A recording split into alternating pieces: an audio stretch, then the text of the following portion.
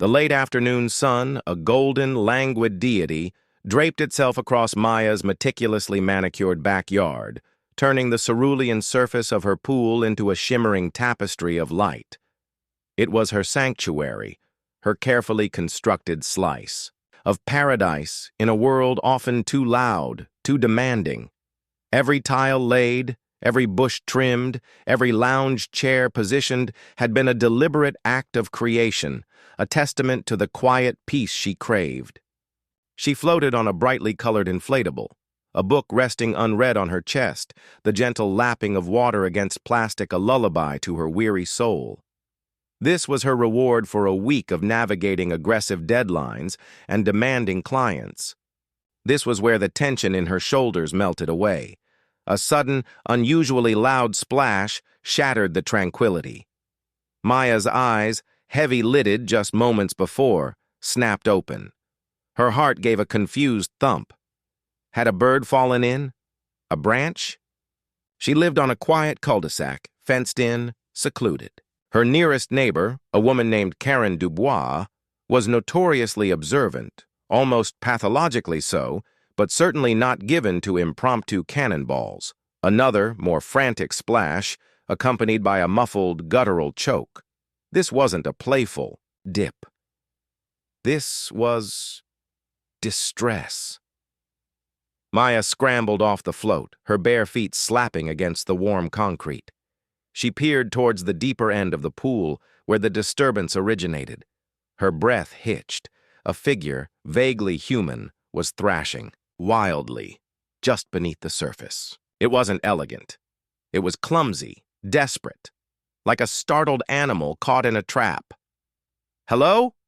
Maya called out, her voice thin with disbelief. "Who's there?" The thrashing intensified, a desperate gurgling sound escaping the water. Recognition, cold and unwelcome, dawned on Maya. The splash had dislodged a thick, floral-patterned bathing cap, now floating like a discarded jellyfish. And the flailing, pale arms were unmistakable. Karen Dubois, her neighbor, in her pool, uninvited, and drowning. A jolt of icy fear, mixed with a bizarre surge of indignation, shot through Maya.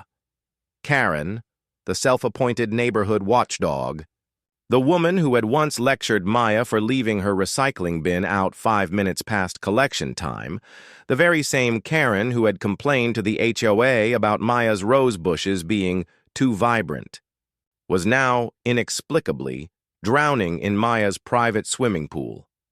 There was no time for questions, no space for the surreal humor of the situation. Karen's movements were becoming weaker, less coordinated. Her head dipped fully under, then surfaced with a gasp that was more water than air. Maya, without a second thought, without a single moment of conscious decision, launched herself into the cool water. The shock of the plunge invigorated her, cutting through the haze of confusion. She swam with powerful practiced strokes, years of high school swim team muscle memory kicking in. Reaching Karen, Maya grabbed for an arm, but the woman's panic was absolute. Karen flailed, scratching, pushing, attempting to climb on top of Maya, her fear a palpable, choking miasma around them. "Stop!"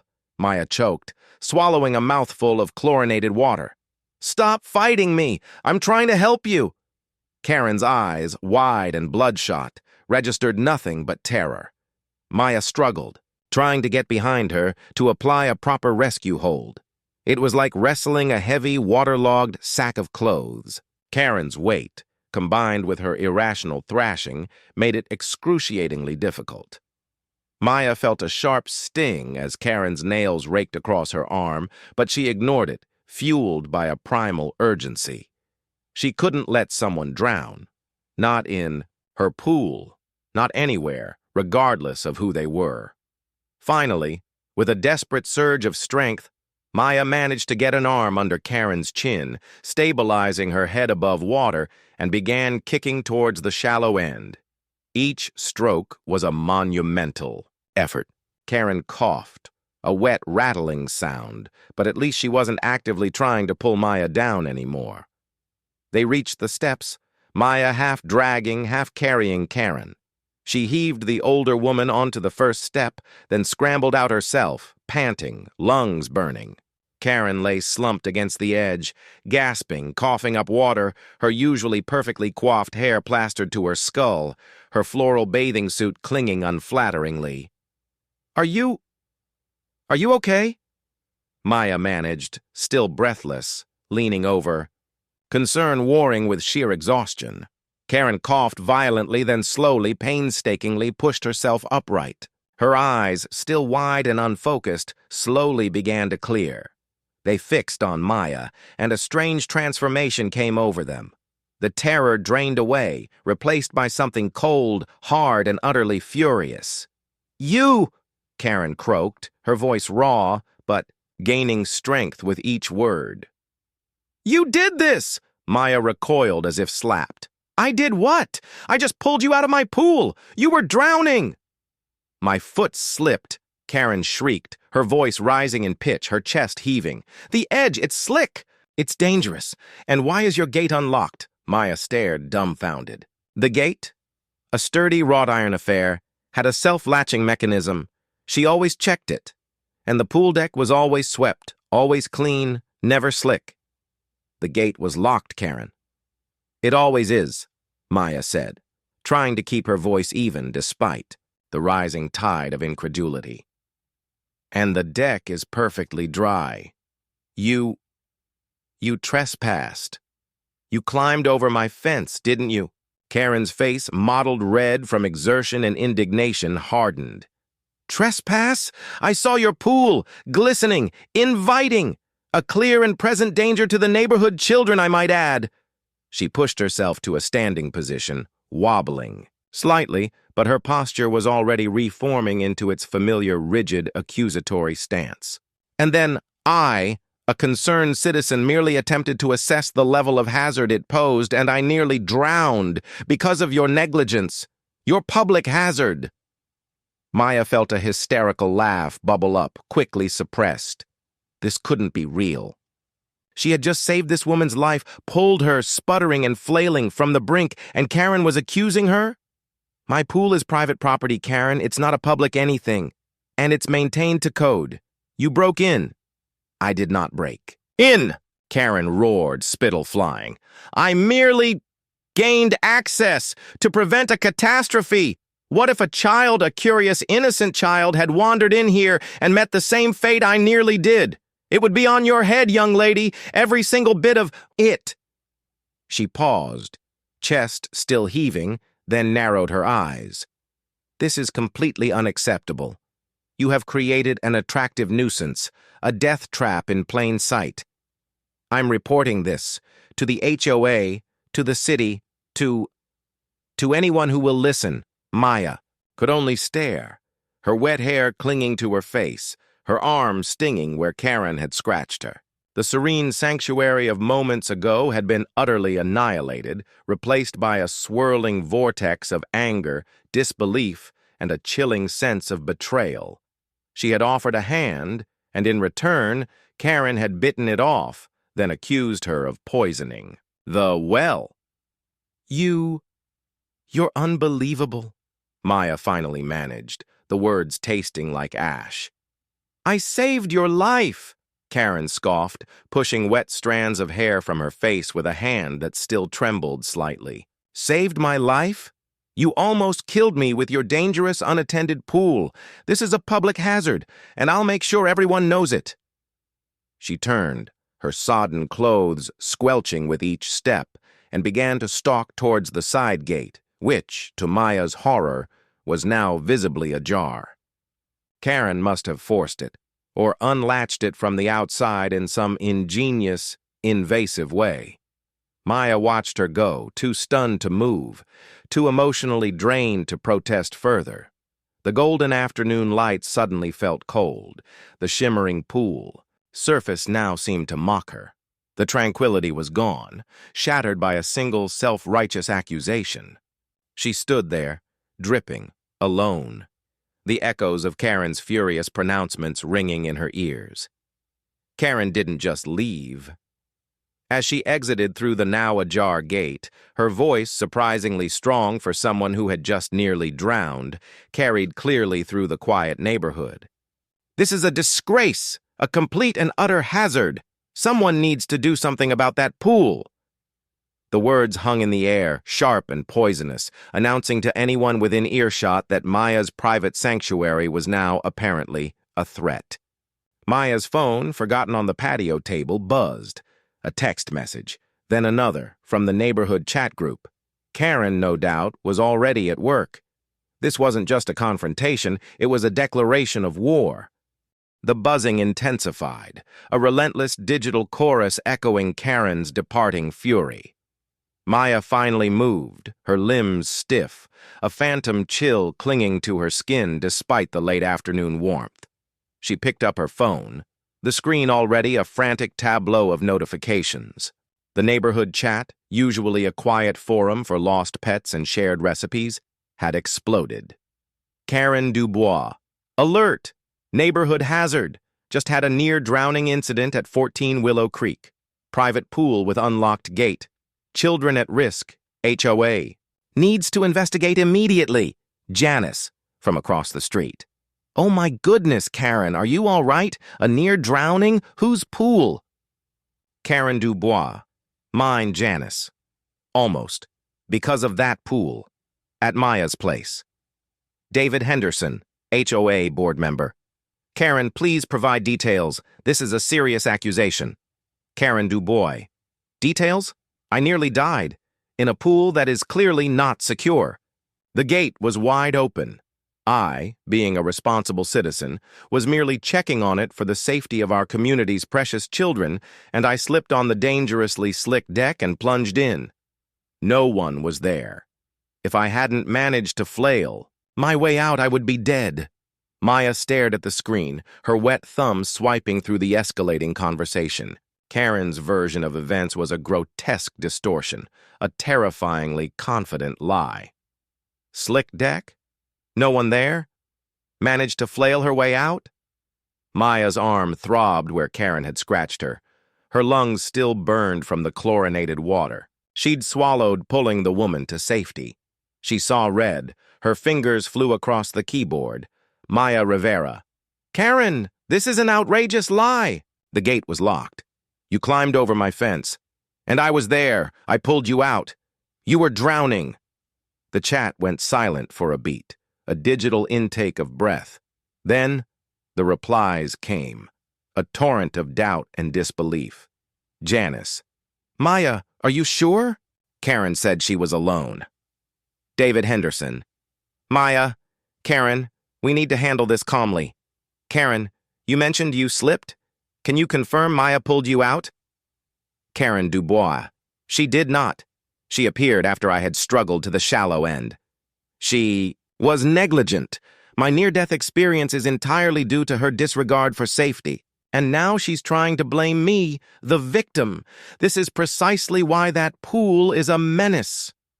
Maya's hands trembled. The sheer audacity of it, the manipulative twist. She wanted to scream into the phone, to shake sense into these people who were so easily swayed. She wanted to detail the frantic thrashing, the desperate gurgles, the sheer effort it had taken to rescue Karen. But how could she argue with a woman so committed to her own fabricated reality? She typed furiously again. Maya Rivera. "I have witnesses, Karen. Or rather, I am the witness. And I have scratches from where you fought me as I saved you." A new voice entered the chat. A calm, measured tone. Mr. Harrison, elderly neighbor, former judge. "Ladies, please. These are serious allegations. Maya, if the gate was indeed locked, how did Mrs. Dubois enter? And Mrs. Dubois, a fall and a near drowning are significant. Perhaps medical attention is warranted? Or if you did manage to extract yourself, why are you fabricating details? There must be a misunderstanding." Karen, perhaps recognizing the challenge from a respected community elder, briefly withdrew from the direct chat. But Maya knew the seeds of doubt had been sown.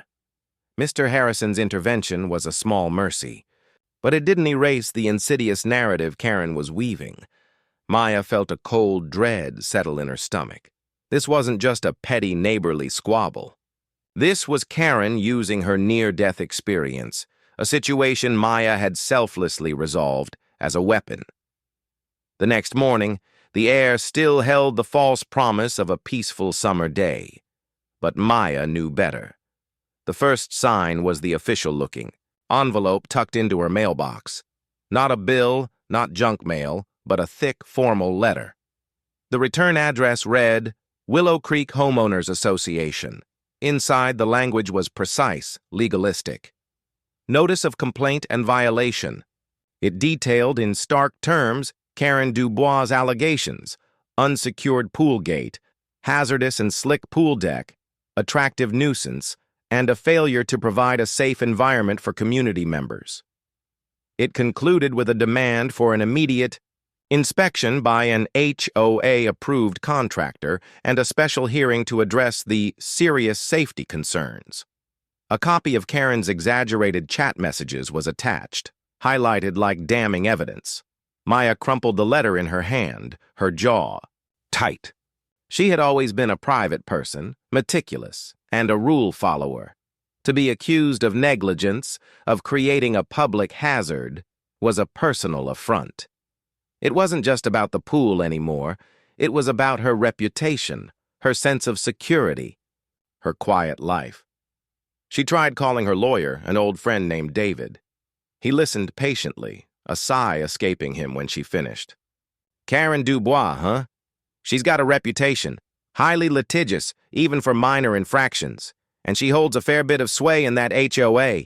She's the head of the beautification committee, isn't she? Yes, Maya said, her voice strained. She sent me a nastygram about my mailbox paint last month. Right. Look, Maya, on paper this looks bad. A near drowning on your property, a trespasser claiming negligence. It's he said, she said. And Karen's a good performer. We need evidence. Do you have any security cameras? Maya's heart sank. No, I never thought. I just wanted privacy. All right. This complicates things. For now, cooperate with the HOA. Inspection, but don't admit fault. Document everything. Take photos of your pool area, the gate, the latch. Get a professional pool company to certify your setup meets all safety codes. We need to counter her narrative with irrefutable facts. Over. The next few days, Maya moved through a haze of paperwork and appointments. She hired a licensed pool inspector, a kind, laconic man named Mark, who spent an hour meticulously examining her pool, gate, and surrounding deck. He tested the self-latching mechanism on the gate repeatedly, measured its height, checked the fence for any weak points. He ran his hand over the concrete deck, noting its non-slip texture. Perfectly up to code, ma'am, he'd confirmed, handing her a formal report. Better than most, actually. That gate latch is strong. She must have forced it or found a way around the side. No way it was wide open unless someone deliberating unlatched it from the inside. The HOA inspection was scheduled for Friday. Maya braced herself. She tidied her backyard again, though it was already spotless. She made sure all her pool equipment was neatly stored, her chemical levels perfectly balanced. She wanted to leave no room for Karen's accusations to stick, but Karen wasn't waiting for the formal process. Whispers started circulating in the neighborhood. Maya began to notice eyes on her as she walked her dog. The casual waves from neighbors grew hesitant, replaced by polite but distant nods. A few people, Janice among them, outright avoided eye contact. Karen was a master manipulator, and she was clearly using the danger to children angle to turn public opinion. On Thursday evening, 2 days before the inspection, Maya found a new note tucked into her mailbox, handwritten this time, Not from the HOA. It was on thick, floral stationery. Karen's. Dear Maya, I write this with a heavy heart. My conscience dictates I must warn you. Your casual attitude towards pool safety is deeply troubling. For the sake of the children in this community, I urge you to reconsider your stance. Perhaps it would be best to simply fill in the pool. It's a lot of responsibility and clearly you're not up to the task. Just a friendly suggestion from a concerned neighbor. Karen Dubois, Mrs. T. Reginald Dubois. Maya reread the note, the sickly sweet scent of the paper making her stomach churn. Fill in the pool? Her sanctuary, her refuge, demolished because of Karen's malicious lie? It was an attempt at emotional blackmail, a final cruel twist of the knife. Karen wasn't just trying to get her pool inspected. She wanted it gone. She wanted to win, to eradicate the source of her fabricated trauma. A cold, hard resolve began to solidify within Maya. She had been shocked, hurt, and bewildered. But now, anger, pure and righteous, flared. She had saved Karen's life, and this was her reward. This wasn't just about a pool anymore. This was about standing up to a bully, about truth, and about not letting herself be intimidated. The following morning, Maya woke early. She reviewed Mark's inspection report. She pulled up the county code for residential pool safety. She triple-checked the gate latch. She was ready. The HOA inspection team arrived promptly at 10 a.m. David Henderson, the board member who had commented in the chat, and a stern-faced woman named Brenda, the HOA manager.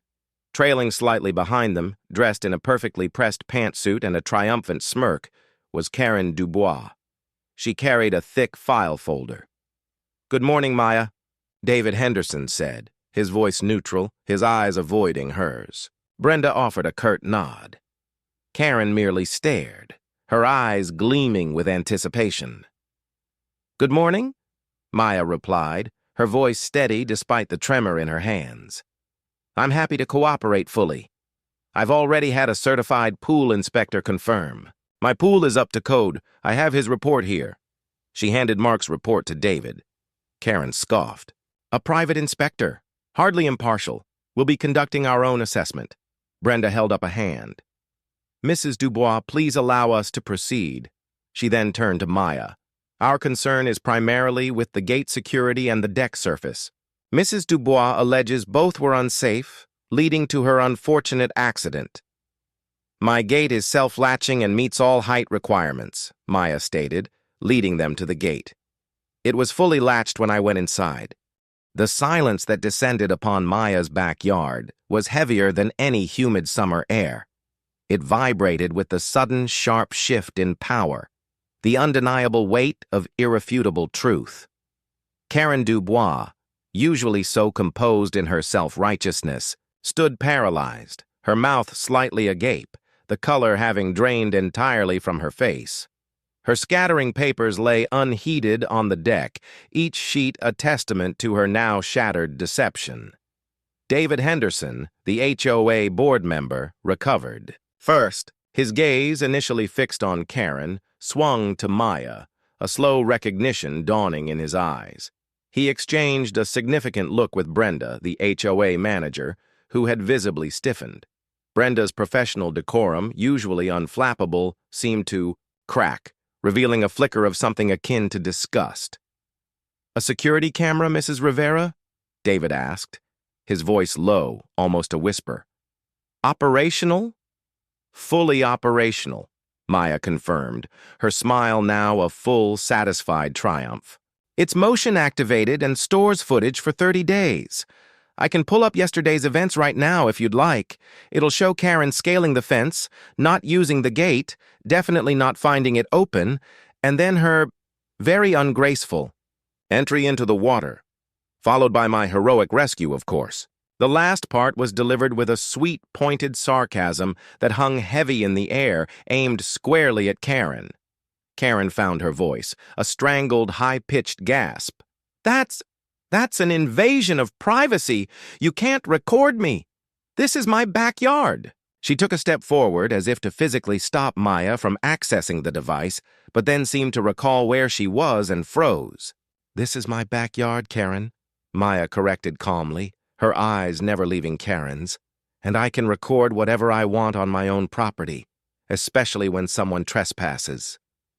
Brenda cleared her throat, a sharp, authoritative sound.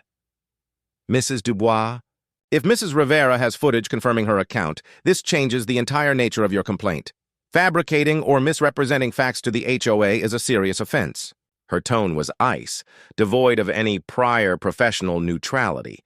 Karen, regaining a fraction of her composure, tried a new tack. "It's still a hazard, even if I entered in a different way. The pool itself is dangerous." Her voice was less confident now, tinged with desperation. "The pool inspector I hired, Mark, has certified it meets all county and HOA safety codes, Mrs. Dubois," Maya countered, gesturing to Mark's report, which David still held. "The gate is self-latching, the deck is non-slip, and there are no deficiencies. Your allegations are baseless." David Henderson looked from the camera to Karen, then back to the report. He was a man who valued order and procedure, and Karen's blatant deception clearly offended his sensibilities. "Mrs. Dubois, your initial complaint detailed an unlocked gate and a slick deck as direct causes for your fall. If this footage shows otherwise, we will have to revisit the veracity of your entire statement to the HOA. This could lead to a formal review of your position on the beautification committee and potentially sanctions." Karen's face crumpled. The threat of losing her committee position, her source of neighborhood power and influence, was a direct hit to her carefully constructed world. "Sanctions? This is preposterous. I was merely concerned for safety. Your concern appears to have been entirely self-serving and based on false pretenses," Brenda stated flatly, picking up Karen's scattered papers. She glanced at one, an official-looking HOA form, and her eyes narrowed further.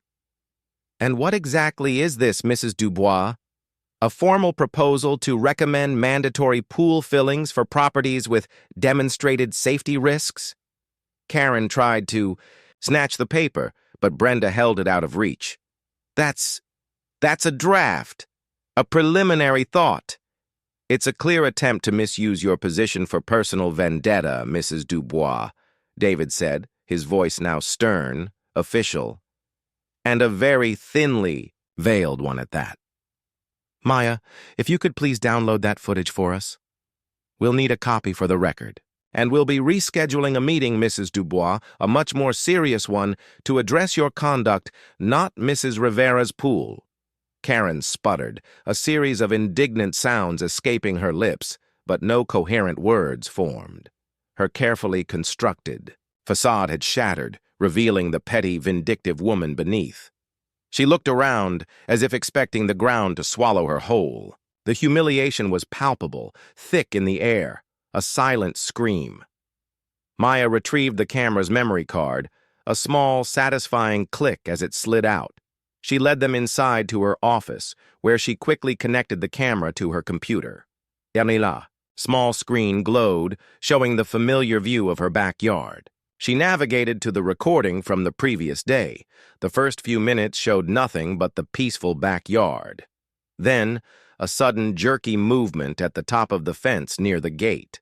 Karen Dubois' floral bathing cap appeared first, followed by her straining face as she hoisted herself over the barrier, her expensive athletic shoes scrabbling for purchase. She dropped clumsily to Maya's side of the fence, landing with an ungainly thump. She looked around furtively, then, with a determined stride, headed directly for the pool. The video clearly showed her testing the water with a toe, then, with a deep breath, deliberately stepping into the shallow end.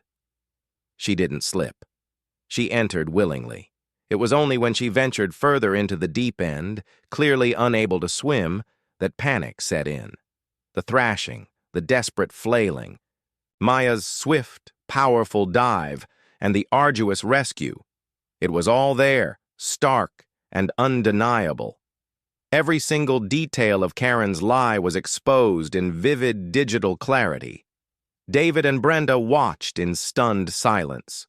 Brenda let out a small, involuntary gasp when Maya pulled Karen, sputtering and waterlogged, to the steps. Karen's immediate furious accusation, though soundless on the video, was evident in her enraged gestures and pointed finger. When the clip ended, the only sound in the room was the hum of the computer. David ran a hand over his face. Brenda slowly turned to Karen, her expression a mixture of profound disappointment and cold anger. "Mrs. Dubois," Brenda said, her voice barely above a whisper, "this is deeply disturbing. You not only trespassed and then lied about it, you attempted to leverage a self-inflicted incident into a malicious campaign against a fellow resident, going so far as to suggest removing her property. This is a severe breach of community trust and HOA guidelines. This is no longer merely about a pool inspection. This is about ethical conduct." Karen stood rigidly, her eyes darting between Maya, the computer screen, David, and Brenda. The carefully cultivated persona of the concerned citizen, the community leader, had crumbled to dust before their very eyes. She looked small, pathetic, and utterly defeated. I, Karen stammered, her voice cracking. I thought it looked so inviting." She trailed off, the words hollow, exposed. David Henderson took a deep breath. "Karen, this footage will be presented to the full HOA board. Given the severity of your actions, trespassing, libel, and attempted manipulation of HOA processes, I anticipate the board will vote to remove you from the beautification committee immediately. We will also be pursuing formal disciplinary action, which may include fines and a potential ban from future HOA positions. And given the clear trespass, Maya," he turned to her, a hint of admiration in his gaze, "you would be entirely within your rights to pursue legal action." Karen's eyes darted wildly, fear finally eclipsing her defiance. Legal action. That was a game she didn't want to play, not with irrefutable video evidence. Her carefully constructed world of petty power and neighborhood gossip was collapsing. Around her, exposed for the sham it was. The silence that followed David's pronouncement was filled only with the deafening sound of karma finally catching up. Karen Dubois, the self-proclaimed paragon of neighborhood virtue, stood utterly humiliated, her carefully crafted lie having spectacularly backfired, leaving her reputation in ruins and her future in the HOA hanging by a thread. The week that followed the HOA inspection felt like a slow-motion unraveling for Karen Dubois and a cautious, dawning peace for Maya. The neighborhood chat, once a battleground of Karen's accusations, transformed into a forum for hushed whispers and thinly veiled support for Maya. Janice, from across the street, actually waved enthusiastically when Maya was getting her mail, a clear shift from her previous avoidance. Mr. Harrison, the former judge, stopped by with a plate of homemade cookies, offering a quiet, "Justice was served, young lady, good for you." The formal HOA hearing was set for the following Tuesday. Maya was asked to attend primarily to present the video evidence, though David Henderson assured her it was largely a formality at this point. Karen's credibility had been irrevocably shattered.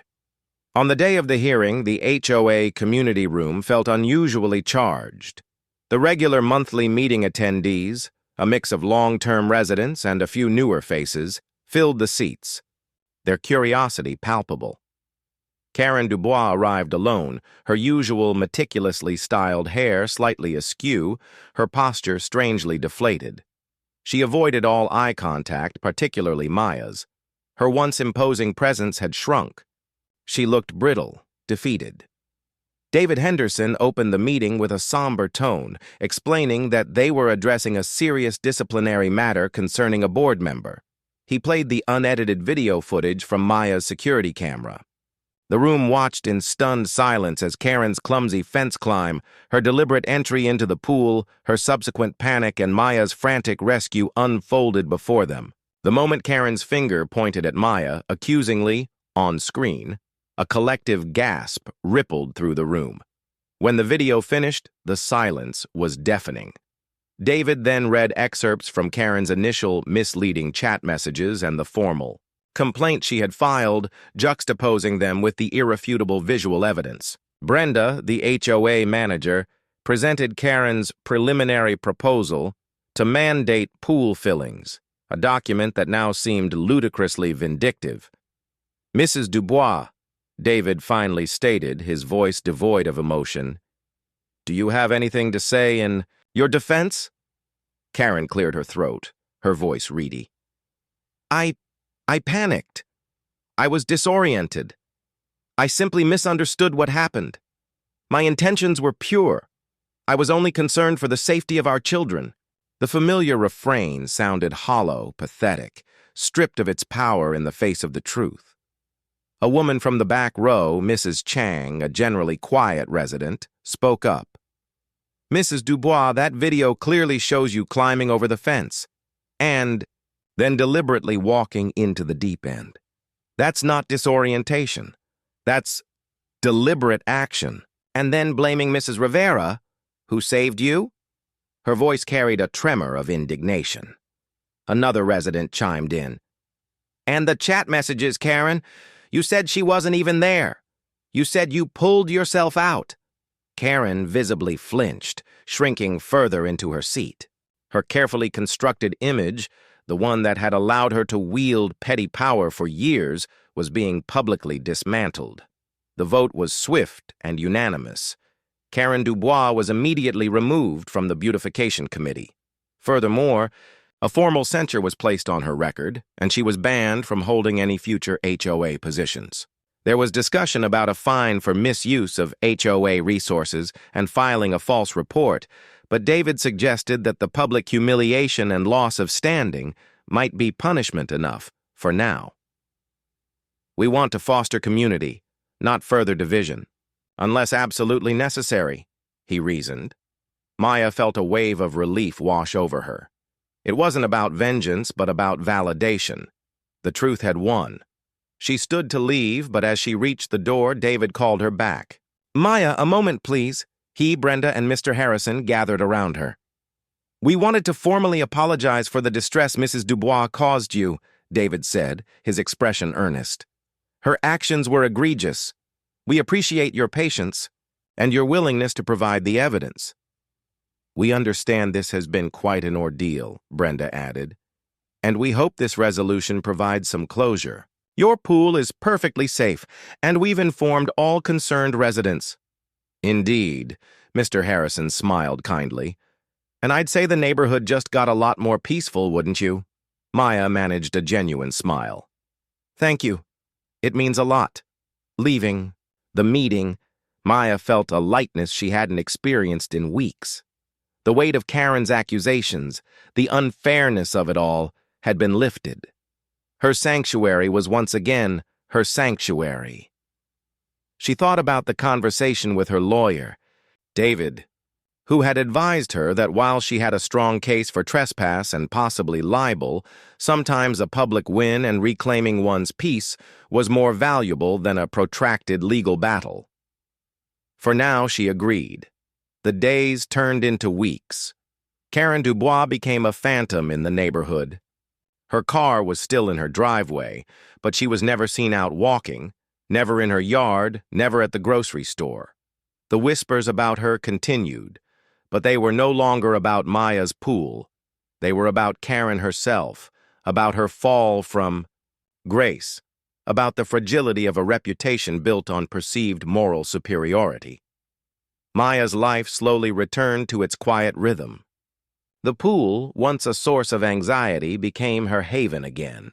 She'd occasionally see children peering through her fence, no longer with suspicion, but with curious, admiring eyes.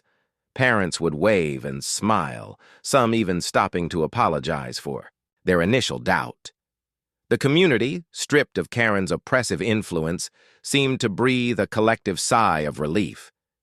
Then, one sunny Saturday afternoon, as Maya was floating in her pool, lost in a book, she heard a soft knock at her side gate. Her heart gave a little lurch.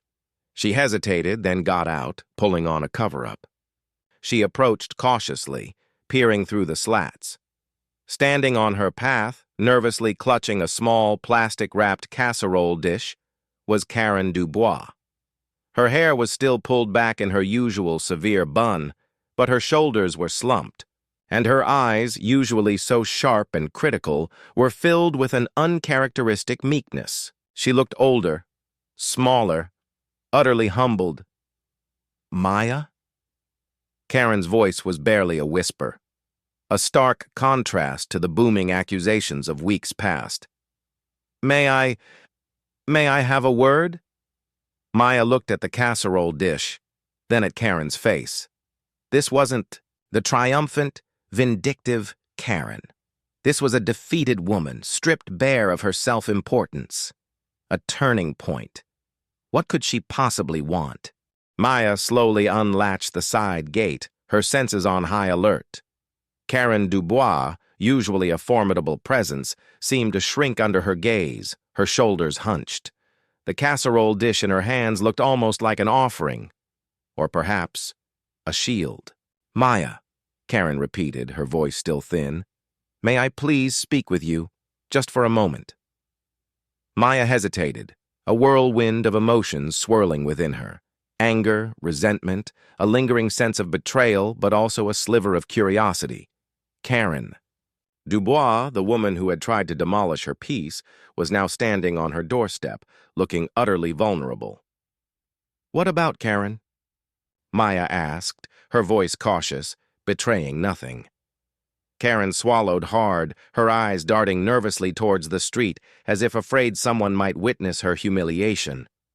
"About everything. About what happened.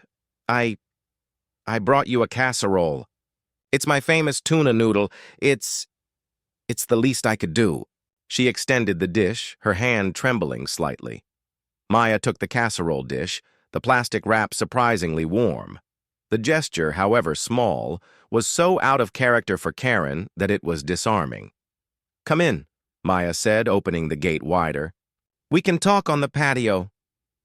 Karen stepped inside, her movements hesitant, as if she were entering a foreign land. She sat gingerly on one of Maya's outdoor chairs, not the chaise lounge she'd been on before, but a simple dining chair. The silence stretched between them, punctuated only by the gentle hum of the pool filter. "I don't know where to start," Karen finally said, her voice barely audible. She clasped her hands in her lap, her gaze fixed on the shimmering surface of the pool. I've been doing a lot of thinking, since the hearing." She paused, took a shaky breath. "I was wrong, Maya. About everything. About the gate, the deck, about you." Maya watched her, unblinking, waiting for the inevitable qualifier, the hidden barb. But it didn't come. "I heard about you saving me," Karen continued, her voice gaining a little strength, though still laced with shame. "From the video. David showed me the whole thing, the one where you were amazing. You jumped right in. And I fought you. I scratched you." Her gaze finally met Maya's, and for the first time, Maya saw something raw and genuine in her eyes. Regret. "I was so scared, and then so ashamed, and I lashed out. I made up that story because I couldn't admit I was wrong. I couldn't admit I'd trespassed, that I couldn't swim, that I almost drowned in your pool after criticizing everything you do. It was easier to blame you." The words tumbled out, a confession stripped of all pretense. Karen, the unyielding, self-righteous Karen, was admitting fault. It was a staggering moment. "I ruined my reputation," Karen whispered, tears welling in her eyes, surprisingly genuine tears. "Everyone knows. They look at me differently. I'm not on the committee anymore. My friends, they're polite, but they don't call." She dabbed at her eyes with a tissue she pulled from her sleeve. "It's lonely, Maya. Very lonely." Maya felt a complex swirl of emotions. Part of her wanted to revel in Karen's misery, to say "I told you so." But seeing her so utterly broken, so bereft of her usual venom, stirred something else, a flicker of empathy. This wasn't just about a pool anymore. It was about a woman who had built her identity on control and judgment, and now that identity had been publicly stripped away. "Why were you in my pool, Karen?" Maya asked, needing to understand, needing the unvarnished truth. Karen hesitated, then sighed, a long, weary sound. "I saw you out here so peaceful. I'm always so stressed, always planning, always judging. My husband, Reginald, he's never home. He's always at the club or on a business trip. And I wanted to feel that peace, just for a moment. I thought maybe I could sneak a quick dip, no one would know. I saw the gate. It looked like it might be easy to slip the latch. I just wanted to feel refreshed. And then I went too deep. And I panicked. I never learned to swim properly. I've always been too proud to admit it." A profound sadness settled over Maya. Karen, the grand dame of the HOA, the woman who had always presented an image of impenetrable perfection, was admitting to loneliness, desperation, and a profound insecurity. The public hazard had never been the pool. It had been Karen's own internal turmoil boiling over. "I am truly sorry, Maya," Karen said, her voice thick with emotion. "For everything. For the lies, the accusations, the stress I put you through.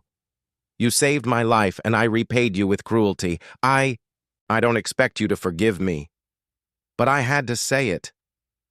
Maya looked at Karen, really looked at her. The sharp edges of her anger began to soften, replaced by a weary compassion. Forgiveness wasn't something that could be demanded or granted easily, but understanding, perhaps, was a start. "It took a lot for you to come here, Karen," Maya finally said, her voice gentle. "And to say all that." Karen nodded, her head bowed. "It did. It felt necessary. I couldn't live with myself knowing how I treated you." Maya picked up the casserole dish again. "Tuna noodle, huh? My grandma used to make this." A small, hesitant smile touched her lips. "Thank you, Karen, for the casserole and for the apology. It means something." Karen looked up, a glimmer of hope in her eyes. "It does?" "It does," Maya confirmed. She knew reconciliation wouldn't be instant, and trust would need to be rebuilt, if at all. But for the first time, the possibility felt real. The feud, born of Karen's pride and malice, had come full circle. Karen had been stripped of her power and dignity, and in that humbling, she had finally found the capacity for genuine remorse. It was a hard-won peace, but as the afternoon sun continued to warm Maya's peaceful backyard, it felt earned.